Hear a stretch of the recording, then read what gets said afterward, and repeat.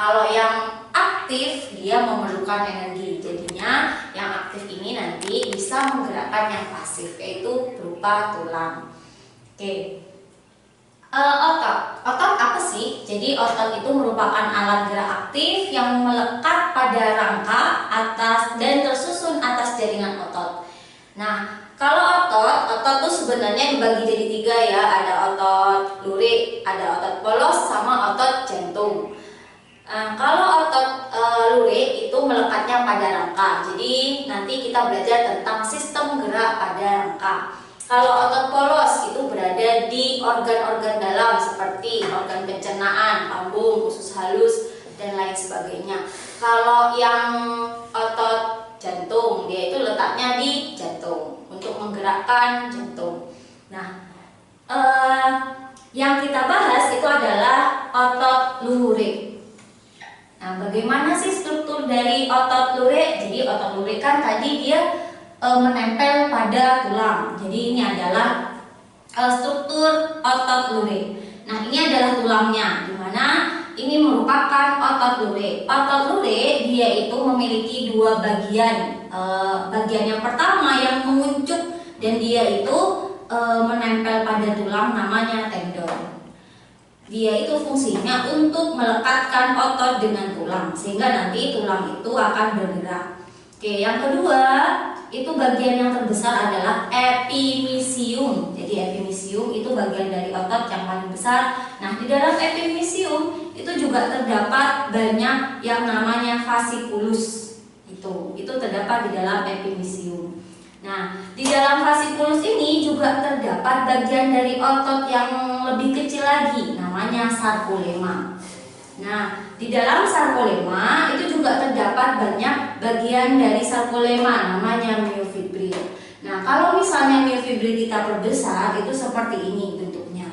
Nah, di dalam myofibril ini terdapat yang namanya protein. Ada protein myosin dan ada protein aktin. Bedanya apa sih? Kalau protein myosin itu lebih tebal dibandingkan dengan aktin. Kalau aktin itu yang tipis-tipis. Oke, itu adalah struktur otot. Selanjutnya komponen penyusun otot lurik. Nah, komponennya itu ada 4. Yang pertama itu protein aktin yang tadi sudah dijelaskan. Dia itu adalah filamen halus. Jadi dia itu bentuknya seperti benang-benang halus. Sedangkan kalau protein myosin dia itu filamen kasar, jadi sangat tebal sekali. Nah, yang ketiga itu jaringan otot itu sendiri. Jadi ada otot lurik. Terus yang keempat itu ada ion Ca2+ dan ATP. Nah, ion ini nanti dia akan berfungsi untuk membantu pergerakan, yaitu ada relaksasi, ada kontraksi. Jadi itu dibantu oleh ion Ca2+ dan ATP. Oke. Selanjutnya kita belajar tentang serat otot atau disebut dengan myofibril yang tersusun atas sarkomer. Jadi di dalam myofibril itu sebenarnya masih ada bagian lagi yang disebut dengan sarkomer. Apa sih sarkomer itu? Oke, jadi kalau misalnya kita perbesar myofibril itu nanti seperti ini. Nah, ini ada bagian yang merah namanya myosin. Ada yang bagian warna biru adalah aktin. Jadi kalau aktin itu kan halus, kalau myosin itu yang kasar. Nah, di dalam myofibril aktin dan myosin itu tersusun seperti ini. Jadi di sini ini ada myosin, terus di sini ada aktin. Jadi seperti tangan. Nah, jadi tangannya itu kita ibaratkan aktin ya. Nah, ini adalah aktin. Dan myosinnya itu yang paling tebal. Nah, yang merah. Nah, di sarkomer ini ada bagian-bagian yang istilahnya itu garis M. Kalau garis M ini adalah garis lurus yang dia itu lurus memisahkan antara bagian myosin. Ada di garis M ini ada zona H, di mana zona H itu batas antara aktin yang satu dengan aktin yang lain. Ini adalah zona H. Jadi ini adalah zona H. Sedangkan ada pita A, di mana pita A ini disebut dengan pita yang gelap. Kenapa disebut gelap? Karena dia itu terdiri atas miosin sama aktin. Jadi ini adalah pita A. Mulai dari sini sampai sini, ini adalah pita A.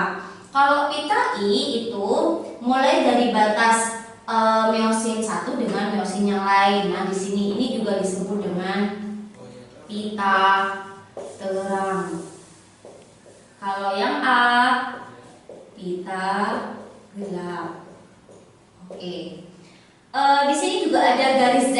Nah, garis Z ini nanti yang akan memisahkan antara sarkomer satu dengan sarkomer lainnya. Jadi sarkomer itu dari sini garis garis Z, maaf, dan garis Z itu namanya sarkomer. Oke. Selanjutnya, nah nanti fungsinya dari zona, dari pita, dari aktin, miosin, garis Z dan garis M ini fungsinya nanti untuk pergerakan kontraksi dan relaksasi. Jadi kalau misalnya kita praktekkan, ini kan nanti jadi aktin. Nanti kalau misalnya terjadi kontraksi, maka dia nanti akan mendekat. Jadinya antara aktin yang satu dengan aktin yang lainnya dia akan berdekatan. Kalau misalnya relaksasi, maka dia nanti akan menjauh. Itu adalah prosesnya. Jadi nanti kalau terjadi kontraksi, maka zona H itu akan memendek, menghimpit ya gitu. Jadi kalau misalnya yang pita A itu tetap, karena miosin itu tetap nanti. Oke, itu adalah proses relaksasi dan kontraksi. Oke, bagaimana sih mekanisme kontraksi otot? Nah, ini adalah penjelasannya. Yang pertama, yang ini adalah bagian aktin, yaitu filamen yang halus. Yang ini adalah bagian dari miosin. Nah, bagian dari miosin itu ada yang disebut dengan kepala miosin. Nah, jadi sebenarnya miosin itu bukan hanya filamen ya, tetapi terdapat kepala miosin juga. Terus tahapan pertama. Jadi ada ion Ca2+, dia nanti akan berikatan dengan troponin. Troponin itu adalah bagian dari aktin. Nah, untuk apa sih dia itu berikatan dengan troponin pada aktin? Dia akan membuka tempat pengikatan kepala miosin. Jadi di aktin ini terdapat suatu ruangan, dia itu tempatnya kepala miosin. Oke. Nah, setelah Ca2+ ini berikatan dengan troponin pada aktin, maka dia nanti akan membuka tempatnya miosin. Di sini akan terbuka. Nah, yang kedua, tahapan yang kedua, nah pada kepala miosin, ini kan kepala miosin ya, itu nanti akan berikatan dengan ATP.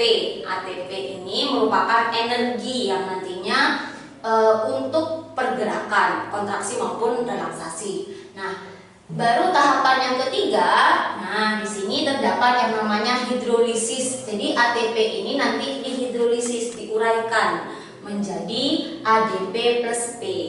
Tuh. Tahu ya, kalau ATP itu kan adenin trifosfat, nanti diuraikan menjadi adenin trifosfat plus P, fosfat itu. Nah, setelah itu ADP ini akan berikatan dengan kepala miosin. Baru setelah ADP berikatan dengan kepala miosin, nah terjadilah pengikatan kepala miosin oleh aktin. Jadi nanti kepala miosin yang tadinya terpisah ya dengan aktin, dia akan berikatan. Nah, berikatnya kepala miosin dengan aktin ini, maka dia akan mengalami kontraksi, artinya memendek. Oke, kepala miosin menempel pada aktin itu disebut dengan aktomiosin. Jadi aktin plus miosin disebut juga aktomiosin.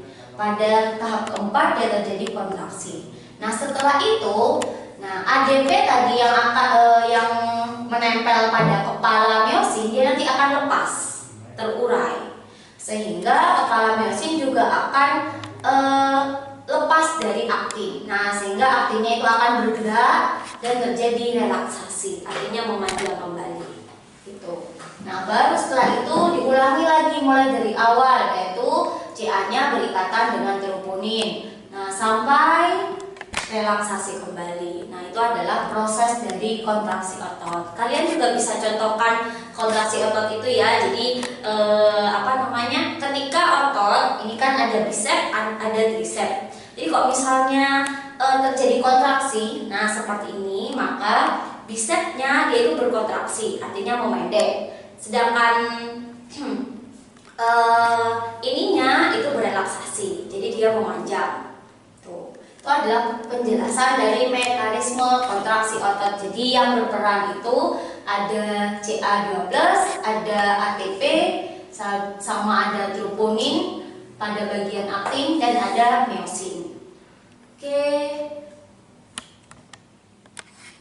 itu penjelasan dari sistem gerak pada otot. Untuk selanjutnya mungkin ketemu pertemuan selanjutnya, yaitu membahas tentang macam-macam gerak pada otot. Oke, semoga ilmu yang kita pelajari hari ini bermanfaat. Saya akhiri. Assalamualaikum warahmatullahi wabarakatuh.